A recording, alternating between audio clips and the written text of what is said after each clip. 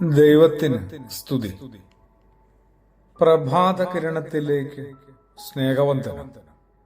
ഭാഗം 1828.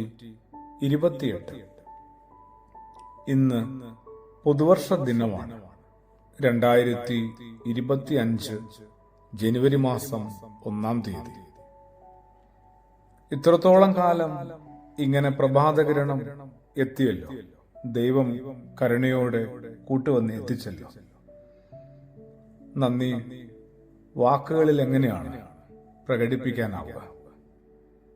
നിശബ്ദത തന്നെയാണ് നല്ലത്. ഇന്ന് പുതുവർഷ ദിനമാണ്.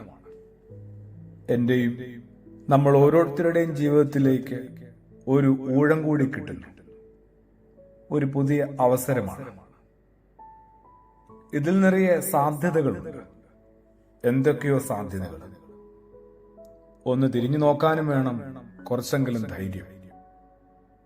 യേശു പറഞ്ഞ ഒരു കഥ ശരിക്കും എന്റേതു കൂടിയാണ്. അങ്ങനെയല്ല, ചിലപ്പോഴെങ്കിലുമൊക്കെ അത് എന്റേത് മാത്രമാണ്. വിശുദ്ധനായ ലൂക്കോസിന്റെ സുവിശേഷം 13-ാം അധ്യായത്തില് 6 മുതൽ പറയുന്ന തിരുവചനത്തിൽ, അതെ, ഫലം തരാത്ത ആ പഴയ അത്തിമരത്തെ കുറിച്ച് തന്നെയാണ്. ഫലം തരുന്നില്ല എന്നുള്ളതാണ്.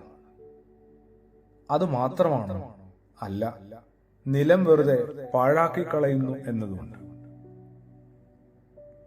ലഭിച്ച അവസരങ്ങളൊക്കെ, കണ്ടെത്തിയ സ്വന്തമാക്കിയ ആനുകൂല്യങ്ങളൊക്കെ മറ്റാർക്കെങ്കിലും ആയിരുന്നു കിട്ടിയിരുന്നെങ്കിൽ, ദൈവം മറ്റാർക്കെങ്കിലുമായിരുന്നു കൊടുത്തിരുന്നെങ്കിൽ നിറയെ ഫലങ്ങളായേനെ എന്നൊരു സത്യസന്ധമായ തോന്നലും വിലയിരുത്തലുമുണ്ട്. അതിന്റെ അർത്ഥം പലരുടെയും അവസരങ്ങൾ നിഷേധിച്ചെന്നാണ്. ഒടുവിൽ യജമാനന്റെ നല്ലൊരു വിധി തീർപ്പുണ്ടാവുന്നുണ്ട്. ഇനി ഇത് എന്തിന്, എങ്ങനെ ഇവിടെ നിൽക്കണം? വെട്ടിക്കളയാനാണ്. ഇനി ഇത് എന്തിനിങ്ങനെ ഇവിടെ? അവനവന്റെ ജീവിതത്തെയും അങ്ങനെയൊന്ന് ഓർക്കാവുന്നതാണ്. ആരുടെയൊക്കെയോ അപേക്ഷകളുണ്ട്, ആരുടെയൊക്കെയോ സന്മനസ് നിറഞ്ഞ ശുപാർശകളുണ്ട്. ഒടുവിൽ ഉടയവനും അല്പം കനിവ് കാട്ടുക, ഒരാണ്ടുകൂടി ഇതിങ്ങനെ ഇവിടെ നിൽക്കട്ടെ എന്ന്. ആ ഒരു കരുണയുടെ 1-ാം ദിനമാണ് ഇന്ന്. 2025 ജനുവരി മാസം 1-ാം തീയതി. ഈ അവസാനത്തെ ഊഴമെങ്കിലും ആത്മാർത്ഥമായിട്ട് മാന്യമായിട്ട് ഞാൻ സ്വീകരിക്കുന്നു. അതിനനുസരിച്ച് ഞാൻ പ്രവർത്തിച്ചുയരുമോ? ഇതിൽ നിറയെ സാധ്യതകളൊക്കെയാണ്. ഞാൻ ആ സാധ്യതകളിലേക്ക് ഒന്നെത്തുമോ?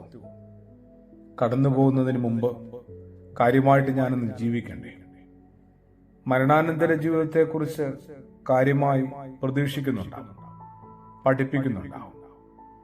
മരണത്തിന് മുമ്പ് നമ്മൾ ജീവിച്ചിരുന്നോ എന്ന് അന്വേഷിക്കണ്ടേ? അങ്ങനെ ഒന്നുകൂടി അന്വേഷിക്കാനായിട്ട് ഈ ദിനം നമ്മളെ പ്രാപ്തരാക്കുക.